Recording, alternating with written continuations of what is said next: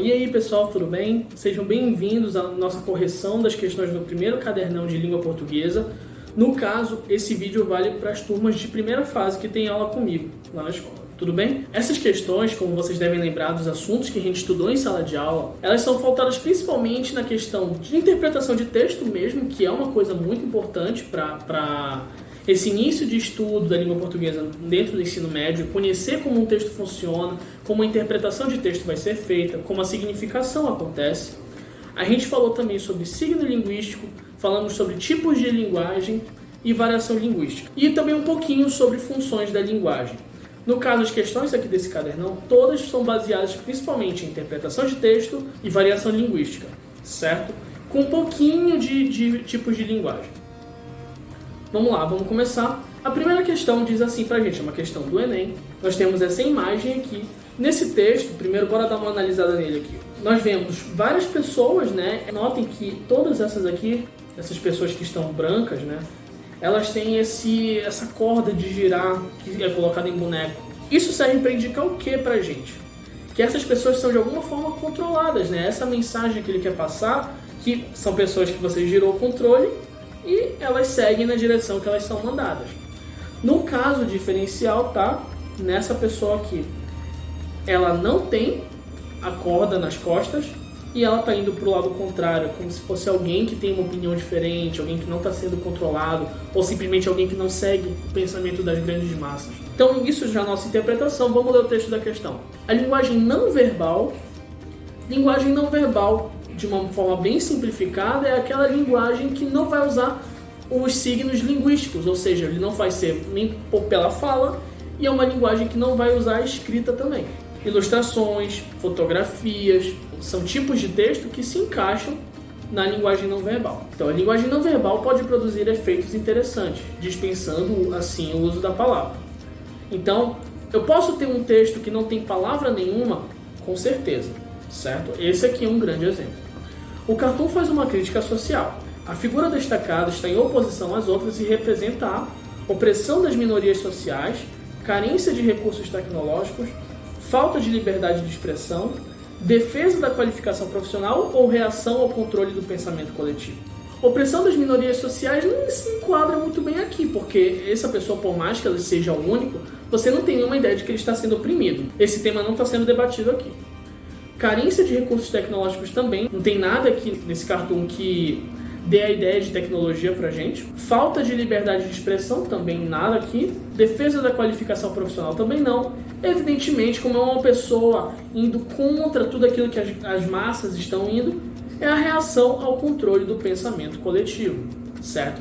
É quando você se opõe àquilo que é um pensamento coletivo, uma ideia coletiva generalizada de que alguma coisa é certo ou errado, e essa pessoa aqui na charge está se opondo a isso. Esse texto aqui agora vai ser usado para as questões de 2 a 4. Então vamos lá, são 3 questões só com esse texto, vamos ler ele. Os donos da comunicação é o título, é uma crônica do Milor Fernandes.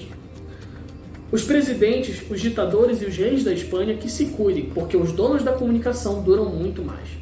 Os ditadores abrem e fecham a imprensa, os presidentes xingam a TV e os reis da Espanha caçam o rádio. Mas, quando a gente soma tudo, os donos da comunicação ainda estão por cima. Mandam na economia, mandam nos intelectuais, mandam nas moças fofinhas que querem aparecer nos shows dos horários nobres e mandam no Society, que morre se o nome não aparecer nas colunas. Todo mundo fala mal dos donos da comunicação, mas só de longe. E ninguém fala mal deles por escrito, porque quem fala mal deles por escrito nunca mais vê seu nome e sua cara nos veículos deles. Isso é assim aqui, na Bessarábia e na Baixa Betuanalândia, parece que é a lei. O que também é muito justo, porque os donos da comunicação são seres lá em cima. Basta ver o seguinte: nós, para sabermos umas coisinhas, só sabemos delas pela mídia deles, não é mesmo? Agora, vocês já imaginaram o que sabem os donos da comunicação que só deixam sair 10% do que sabem? Pois é, tem gente que faz greve, faz revolução, faz terrorismo, todas essas besteiras. Corajoso mesmo, eu acho, é falar mal de dono da comunicação. Aí tua revolta fica chinfrim, teu terrorismo sai em corpo 6, e se você morre, vai lá pro fundo do jornal em 4 linhas. Gente, sobre o que fala esse texto aqui? Quem são os donos da comunicação? Seriam justamente aqueles indivíduos que comandam ou que controlam aquilo que sai na mídia, nos grandes meios de comunicação. Por que essas pessoas são tão poderosas? Porque elas justamente controlam o que você, como espectador, vai ter acesso, certo? Se eu sou dono de um jornal, eu posso muito bem selecionar o conteúdo que vai aparecer ali. Por mais que seja, no caso, eu vou selecionar muito provavelmente aquilo que eu tenho interesse, certo? Isso é uma questão de pensamento crítico. Então, é justamente isso que o texto trata aqui. Um rei, um ditador, ele pode ser derrubado, mas os donos da comunicação são quem acabam decidindo a informação que você vai ter acesso. E isso é um poder muito maior, talvez, do que esses grandes governantes. Então vamos lá para a questão 2.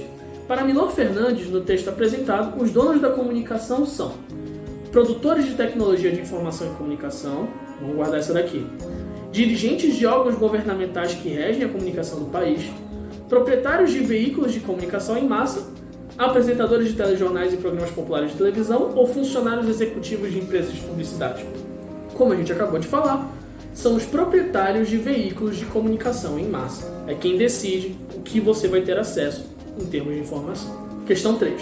Milor Fernandes emprega com conotação irônica o termo em inglês society, para referir-se a pessoas dedicadas ao desenvolvimento da sociedade, pessoas que fazem caridade apenas para aparecer nos jornais, sociedades de atores de teatro, cinema e televisão, norte-americanos ou ingleses muito importantes, residentes no país, indivíduos presunçosos da chamada alta sociedade. Vamos voltar lá no texto só para ver isso? Ele fala aqui no final do primeiro parágrafo. Mandam na economia, mandam nos intelectuais, mandam nas moças fofinhas que querem aparecer nos shows dos horários nobres e mandam no society, que morre se o nome não aparecer nas colunas. Aqui ele está falando justamente sobre aquelas pessoas da alta sociedade que precisam estar o tempo todo com a imagem na mídia, o nome na mídia. Quem decide quem vai aparecer com os nomes nos jornais são os donos da comunicação. Então essa society que ele está satirizando aqui morre se o nome não aparecer nas colunas. Eles ficam realmente abalados por isso, porque é algo que define eles como pessoas importantes. Então, ele está falando aqui dos indivíduos presunçosos da alta sociedade. Vamos lá para a questão 4. Com a frase "parece que é lei", no segundo parágrafo, o humorista tenta explicar que, aqui no segundo parágrafo ele fala, né? E ninguém fala mal deles por escrito, porque quem fala mal deles por escrito nunca mais vê seu nome e sua cara nos veículos. Gente, aqui ele está dizendo o seguinte: parece que é a lei, né? No caso, é lei? Não. Mas só que o poder desses donos da comunicação em todos os lugares do mundo é tão grande que as ações deles são bem parecidas e eles realmente, como eles decidem a informação que você tem acesso, é como se fosse lei a palavra deles. Ok? Então, na letra A, as pessoas poderosas se unem em sociedades secretas, nada a ver. O poder dos donos da comunicação parece ter a força de lei, essa daqui é a nossa resposta. Certo? Não é que eles realmente são lei, a decisão deles não é lei. Tanto é que o dono da comunicação pode ser perseguido por cometer algum crime. Porém, parece ter força de lei porque é algo que tem influência muito grande. Parece que a lei não existe no mundo da comunicação, não. O poder dos grandes empresários emana de uma lei que os protege. As leis não foram criadas para proteger os cidadãos. Nenhuma dessas aqui compreende o que o texto quer dizer realmente. Leia tira abaixo para responder as questões 5 a 8. Então são 4 questões com essa tirinha do Calvin, que, por sinal, é um dos melhores personagens de tirinha já criados.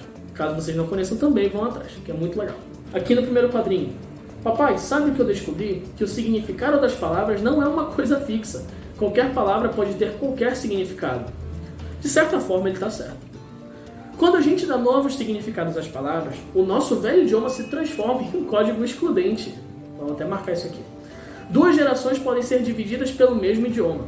Já que é assim, vou inventar novos significados para as palavras e aí a gente não vai mais conseguir se comunicar. Você não acha isso muito fiambre? É lubrificado. Bem, eu vou na fase. Olha as expressões que ele está usando aqui. Aí o pai dele responde, né? Joia, maneiro, demorou. O pai dele claramente aqui, pela forma como o pai dele está posicionado, pela expressão facial, a brincadeira que ele está fazendo assim no símbolo de paz, a tirinha do Calvin antiga, isso aqui é no símbolo hippie, né, de você desejar paz para o outro, mostra claramente o pai do Calvin não tá nem aí pro que o filho está falando, porque o filho está falando um monte de bobagem. Tudo bem?